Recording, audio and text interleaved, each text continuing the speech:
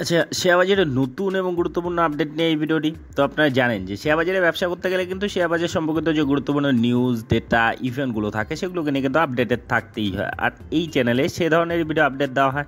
তো যাই হোক, আজকে যে ডেটে ভিডিওটা হচ্ছে 19/8/2024। তো মার্কেটে কিছু ইম্পর্টেন্ট স্টকের ইম্পর্টেন্ট আপডেট দেখে নেব।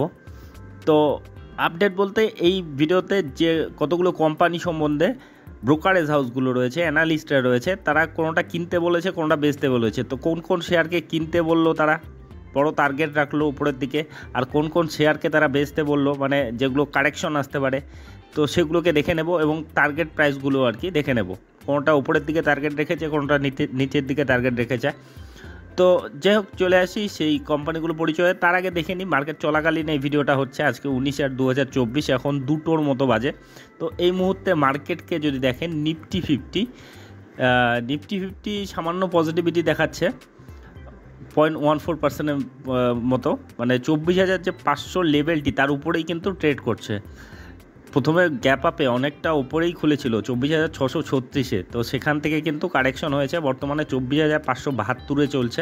তো যেটা একসময় লো মেরেছিল 24,522-এর, মানে 24,500 লেভেলটা কিন্তু ভীষণ ইম্পর্টেন্ট একটা লেভেল, আপনারা জানেন। বিশেষ করে যারা ট্রেডিং করে তাদের জন্য আর কি এই ব্যাপারগুলো থাকে, যে সাপোর্ট, রেজিস্ট্যান্স। তো এটা বর্তমানে উপরে চলছে আর কি, তার মানে এটা কিন্তু বড় একটা সাপোর্টের কাজ করবে। তো 24,500 লেভেলের ওপরেই ট্রেড করছে, 24,571-এ। ব্যাঙ্ক নিফটিকে যদি দেখেন, ব্যাঙ্ক নিফটি মোটামুটি কিন্তু আজকে কম স্ট্রেন দেখাচ্ছে আর কি, সামান্য নেগেটিভে চলছে 166 পয়েন্টের মতো। আচ্ছা, রিফ্রেশ করে নিই, মার্কেট চলাকালীন ভিডিওটা হচ্ছে, এখনও মার্কেট খোলা রয়েছে, আপ ডাউন হতে পারে। 50,000-এর ওপরে ট্রেড করছে, 50,328-এ, যেটা খুলেছিল কিন্তু 50,683-তে খুলেছিল, অনেকটা উপরে খুলেছিল, সেখান থেকে কিন্তু কিছুটা কারেকশন হয়েছে, যেটা বর্তমানে 50,316-তে চলছে।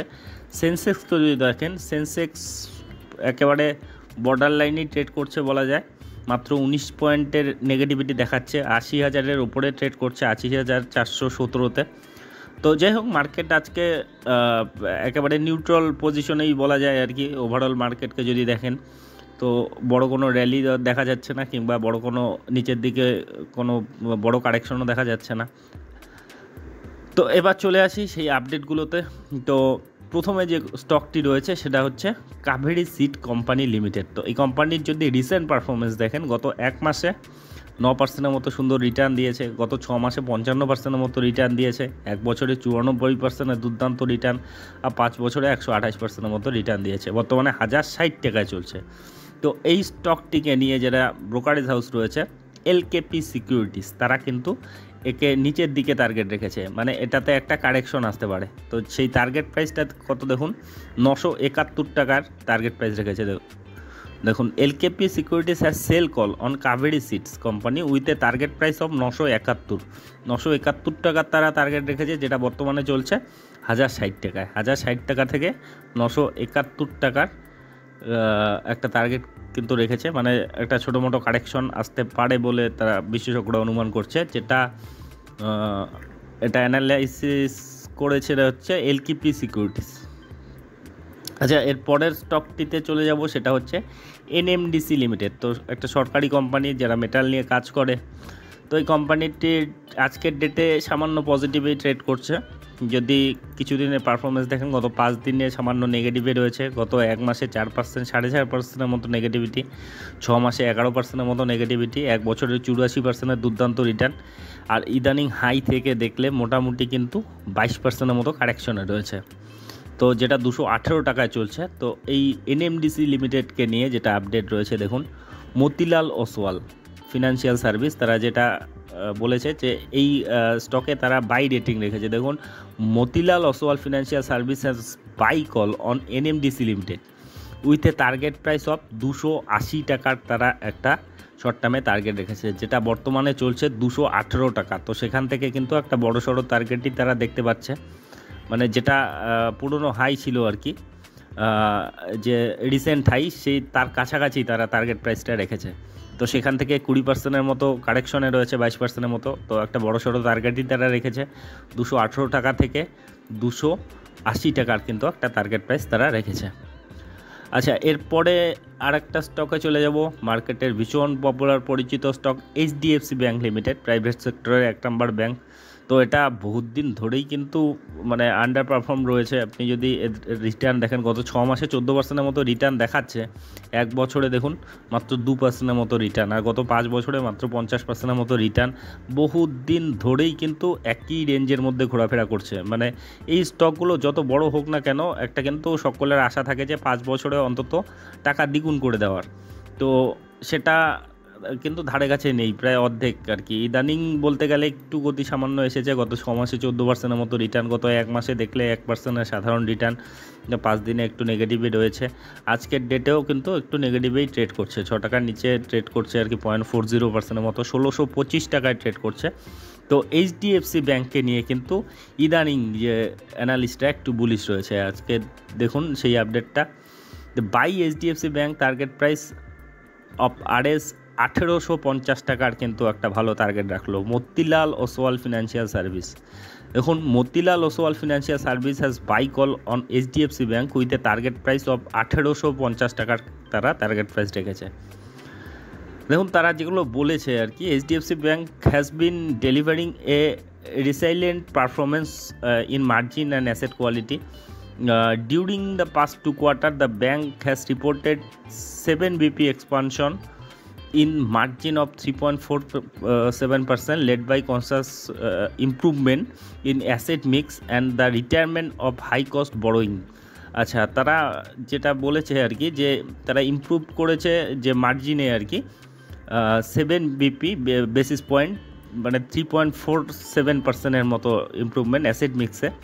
তো এক্ষেত্রে বিভিন্ন পজিটিভ পয়েন্ট তারা দেখে আর কি এই টার্গেটটা তারা রেখেছে, যেটা টার্গেট রেখেছে 1850 টাকার, আর যেটা চলছে বর্তমানে 1625 টাকা। 1625 টাকা থেকে 1850 টাকার তারা টার্গেট প্রাইস কিন্তু দেখতে পাচ্ছে। তো যাই হোক, এই গেল এইচডিএফসি ব্যাঙ্ককে নিয়ে আপডেট। আচ্ছা, এবার চলে যাব পরের স্টকে, সেটা হচ্ছে আইআরসিটিসি লিমিটেড। তো আজকের ডেটে কিন্তু ভালো রকম পজিটিভিটি দেখাচ্ছে, প্রায় 1.5%-এর কাছাকাছি, যেটা 937 টাকায় চলছে। তো এই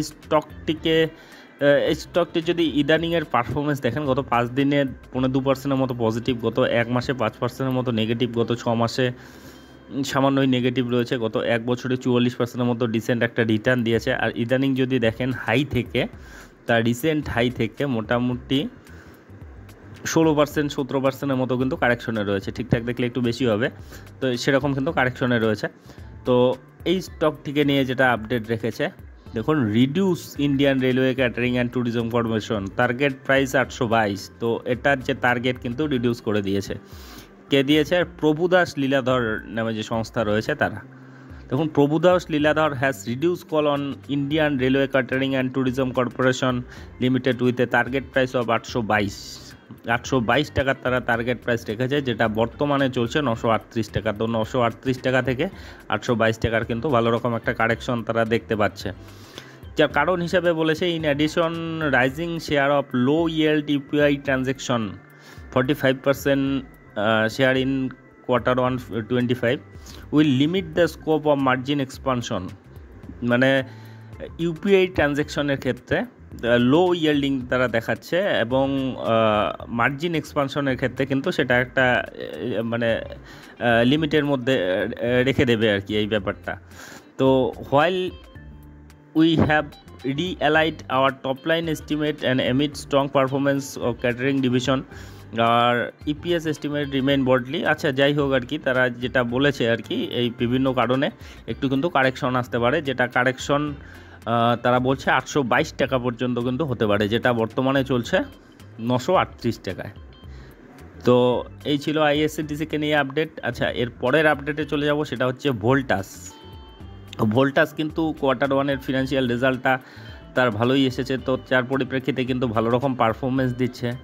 আপনি যদি দেখেন, ভোল্টাস আজকের ডেটেও 4%-এর মতো পজিটিভিটি দেখাচ্ছে, যেটা রিসেন্ট পারফরমেন্স যদি দেখেন, গত 5 দিনে 5%-এর মতো পজিটিভিটি, গত 1 মাসে 8%-এর মতো, আর 6 মাসে 45%-এর মতো দুর্দান্ত পারফরমেন্স দিয়েছে, গত 1 বছরেও প্রায় 97%-এর মতো পারফরমেন্স দিয়েছে, আর 5 বছর হিসেবে দেখলে 160। তো শর্ট টার্মে কিন্তু একটা টার্গেট বড় দেখতে পাচ্ছে, যেটা বর্তমানে 1597 টাকায় চলছে। দেখুন যেটা টার্গেট প্রাইস তারা রেখেছে, buy Voltas target share price 1790 টাকার একটা টার্গেট প্রাইস রেখেছে, যেটা চলছে 1597 টাকায়। তো 1597 টাকা থেকে 1790 টাকার কিন্তু একটা বড় টার্গেট রেখেছে হচ্ছে JM ফিনান্সিয়াল। দেখুন JM financial has buy call on Voltas limited with a target price of 1690। The current market price is 1597 টাকা। তো এটা অবশ্যই যারা এক্সিস্টিং হোল্ডার তাদের জন্য খুশির খবর। তো যাই হোক, এর পরের যেটা আপডেটে চলে যাব সেটা হচ্ছে নিপন লাইফ ইন্ডিয়া AMC আর কি, লাইফ AMC নিপন লাইফ। তো যেটা আজকের ডেটে কিন্তু ভালো রকম পজিটিভিটি দেখাচ্ছে, প্রায় 4%-এর কাছাকাছি, 3.82%-এর মতো। 26 টাকা আজকের ডেটেই বেড়েছে। 700 যে লেভেলটি তার উপরেই ট্রেড করছে, 713 টাকায় ট্রেড করছে। তো যেটা রিসেন্ট পারফরমেন্স যদি দেখেন, গত 5 দিনে 9%-এর মতো রিটার্ন, গত 1 মাসে 12%-এর মতো সুন্দর রিটার্ন, 6 মাসে 40%-এর মতো সুন্দর রিটার্ন, আর 1 বছরে 126%-এর মতো রিটার্ন। তো ইদানিং কিন্তু দুর্দান্ত গতি এসেছে। এই AMC কোম্পানিগুলো কিন্তু বহু দিন একটা কারেকশনে থাকার পর ইদানিং গতি এসেছে। চারটা দেখলেই বুঝতে পারছেন, আপনি যদি লো থেকে দেখেন সেখান থেকে কিন্তু বড়সড় একটা রিটার্ন দিয়ে দিয়েছে অলরেডি।